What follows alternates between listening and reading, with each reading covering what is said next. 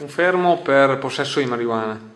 Esatto, è stata compiuta un'attività investigativa finalizzata alla repressione delle sostanze stupefacenti nel territorio di Visnà di Vazzola. I carabinieri della stazione di Codogné hanno identificato 3 soggetti, uno dei quali lo abbiamo denunciato in stato di libertà alla Procura della Repubblica presso il Tribunale di Treviso per detenzione ai fini di spaccio di sostanze stupefacenti, e 2 altri giovani sono stati invece segnalati alla Prefettura Ufficio Territoriale del Governo di Treviso quali assuntori di sostanze stupefacenti.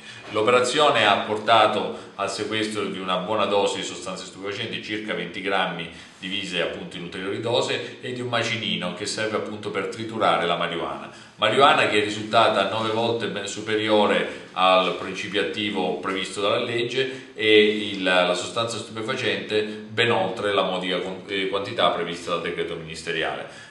L'attività è stata compiuta grazie alla segnalazione di alcuni cittadini e soprattutto grazie ad un'attenta attività di appostamento compiuta dai carabinieri della stazione di Codogné.